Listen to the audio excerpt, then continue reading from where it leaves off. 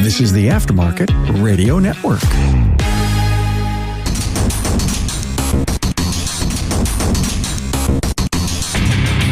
Welcome, everyone, to yet another episode of Diagnosing the Aftermarket A to Z. I'm Matt Fanslow, and your scientists were so preoccupied with whether they could, they didn't stop to think if they should.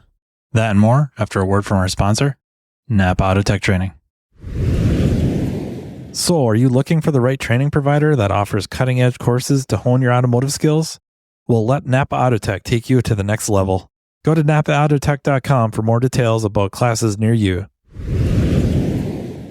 Yeah, that's right. I just quoted Jurassic Park. Why? A few years ago, a friend of mine, Matt Skundrich, jokingly told me I should record an episode relating Jurassic Park to our profession, this industry. And I kind of thought about it a little bit, but I've been thinking about it some more. Granted, the new Jurassic World movie is out. I have not seen it yet, but I've heard really good things. I guess the relating it part could come off super convoluted, but I don't think so. I think we should have been paying attention. Granted, if you ask me, I probably would say we need to pay attention to a lot of things. And what we consume for entertainment is just one. And of course, for the purposes of this episode, that's going to be the focus. And I'm sure everybody knows the story of Jurassic Park, where we have figured out how to create dinosaurs by finding the blood encased in amber. Or basically, I should elaborate on that, is prehistoric mosquitoes preserved, encased in amber. And because we have access to that, we have access to at least part of their DNA strains. Now we have the technology to decode it. Unfortunately, due to the extreme time lapse that went by, the DNA strands are incomplete. So scientists figure out how to kind of paste in some code to produce dinosaurs, and then things go sideways. How on earth does that relate to us? And I don't think it has much to do with the dinosaurs themselves, obviously. I think it's the kind of a subplot. I guess this gets a little dicey, and most of us have watched the movies, right? I don't know how many of us have read the novels, and there's two of them. Of course, Jurassic Park, and then Lost World, written by Michael Crichton. A strong subplot in the novels, more so than even in the movies, is chaos. And Jeff Goldblum plays Ian Black, a chaotician, in the first movie, and I guess in the second, where he has a more prominent role. But in the novels, he is very prominent.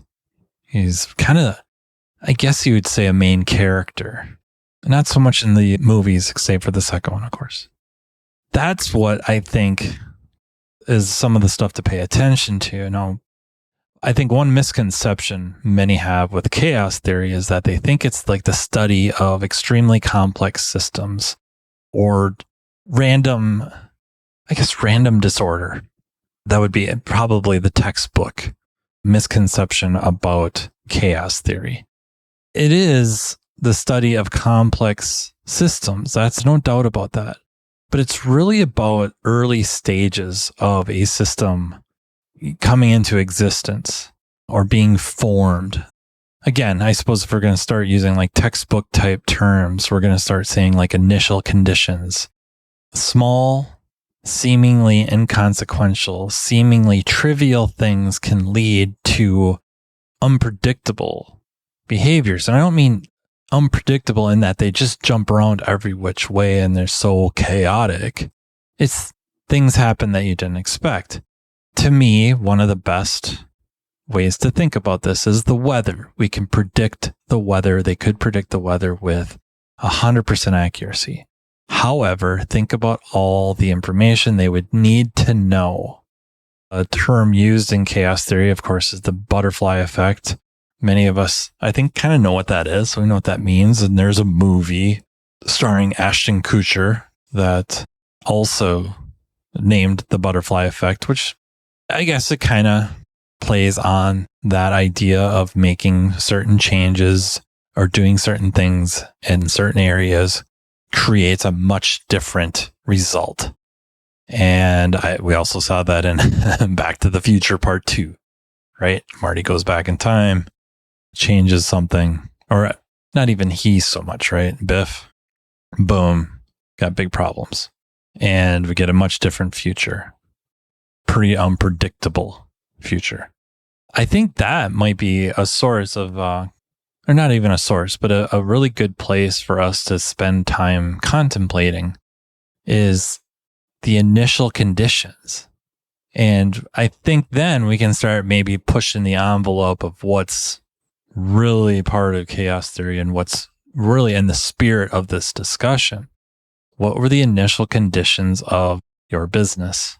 What are the initial conditions of your career? What are the initial conditions of even really just a new direction that you want to take within the profession or within your career or life in general? How do you put yourself in the best position possible to succeed, to get more of a predictable conclusion? So again, the butterfly effect, just to kind of tie that up, I kind of mentioned it and then veered off a little bit. Big surprise. The reference usually made is, again, to the weather. A butterfly flaps its wings in anywhere on the planet. We'll just say like Beijing, and it's sunny instead of rainy in New York City. That's the type of reference that's making. A small change in initial conditions for whatever the weather is going to be drastically changed by a seemingly trivial and or seemingly non-contributing factor has a profound effect. I think we all can take a lot from that. I think we can all think about that. And it isn't just us. It isn't just our businesses. It could be our kids, our families, our friends, friendships. It's not just localized, but to think about the little things. The little things start to matter. Of course, the big things matter, but the little things matter too. Paying attention to details or being aware of the details. And awareness could be a whole different episode on awareness. A lot of times we think we have awareness, myself included. Many times I've thought I've had a lot of awareness and end up learning really, really fast. Wildly unaware.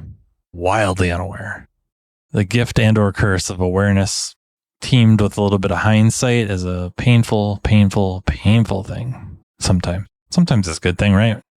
Sometimes we fail up, and it's worth noting and paying attention to the small things. NAPA Autotech training sessions are being conducted day and night in a town near you. This training caters to every level within your organization, be it a mechanical assistant, a mechanical specialist, a technology specialist, or a driver safety calibration specialist. Imagine a one-stop shop training partner in NAPA Autotech that will lead your team to a path to greatness. Autotech's entry-level Build-A-Tech classes convert the untapped potential of your new hires into money-making mechanical specialists. Autotech's higher-level tech update classes introduce specialists to the world of ever-changing technologies, which prevents your shop from getting technologically stagnant. Remember, if you're not moving forward, you're falling behind. And, turning to the front of the store, the Autotech Service Advisor class is an awesome way to hone your client advocate skill set, ultimately benefiting the customer through an improved vehicle repair experience. But it doesn't stop there. Imagine an electric vehicle class that takes your specialist well past the mundane, yet necessary safety topics. Well, it's here. Autotech's EV Ready training is a week-long curriculum that takes participants through a hands-on experience involving hybrids and electric vehicles. The session kicks off with the use of PPE and proper tooling while touching on required OSHA regulations. Then, the students dive into the lab vehicles to gain knowledge of the common high-voltage components on EV and hybrid vehicles and their function. Attendees will be taken on a path exposing them to different electric vehicle manufacturers to compare component form and location. Additionally, information about Level 1 and Level 2 charging systems will be included, along with a quick look at DC to DC charging. The operation and maintenance of subsystems are explored, including the different modes of Tesla operations, and so much more. So what are you waiting for? Commit to taking your business to the next level with NAPA Autotech training. In reference to Jurassic Park, we have a lot of things in play here with what ends up happening. Like one, it's a miracle, granted, fictitious so far, as we know, but it's a miracle that they've used technology to basically write the code to dinosaurs and fill in the gaps that were deteriorated and missing due to time. They substitute frog DNA. That happens in the book, that happens in the movies, and it wasn't well thought out. Or at least maybe they could not have known that one of the things that might carry over from the frog DNA is kind of an asexual trait where certain reptiles, or amphibians in this case, have the ability to change their sex, if you will, so that they can continue to breed. And one of the contingencies in Jurassic Park to keep things under control was there's no unauthorized breeding in Jurassic Park. Why? Because they're all female. Well, turns out that didn't work so good. That was one small thing.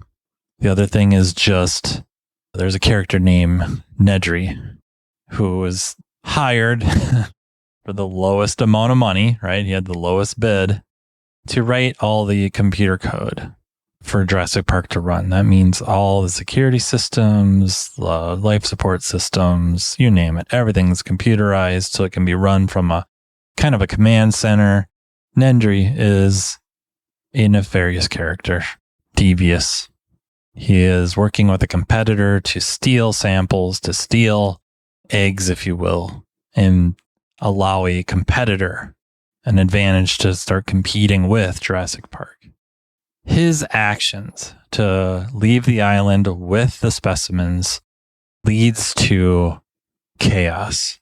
And I don't mean that to be a pun. I'm not trying to be punny here.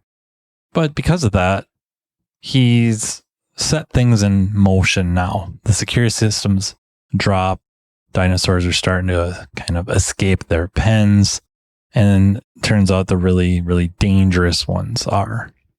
The idea being there is, again, small things, seemingly small things lead to big results.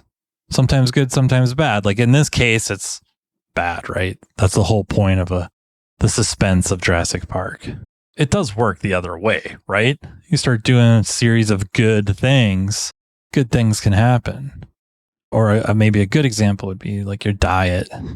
You're trying to be healthier. But you start paying attention to what you're eating and maybe a food diary and eat clean, quote unquote clean. You're going to notice some benefits. It has to happen. Now, honestly, I know this kind of swings back to the negative, but many people have tried many different diets and they don't work or haven't worked or don't work long term. And the food diary obviously helps in this case, but what happens is you end up eating something that is not what you thought it was. It wasn't as healthy as you thought it was, and it undermines you. Again, decisions unseen, circumstances unseen, events, choices, not even that you didn't see that you were going to do them, but you didn't know enough about it, weren't aware to see what the repercussions were going to be. And the repercussions, again, sometimes we fail up where you accidentally make a decision or a choice that ends up working out really, really well for you, right? People win the lottery or hit the lottery ticket. They buy a lottery ticket and they win money. That was a choice, low probability of victory, but you had to buy the ticket to win, right? Had to happen. You can't win without buying it. So yeah, I think the real thing with the Jurassic Park series, but namely the first movie, is we have to be aware of the details. We have to pay attention. We have to educate ourselves.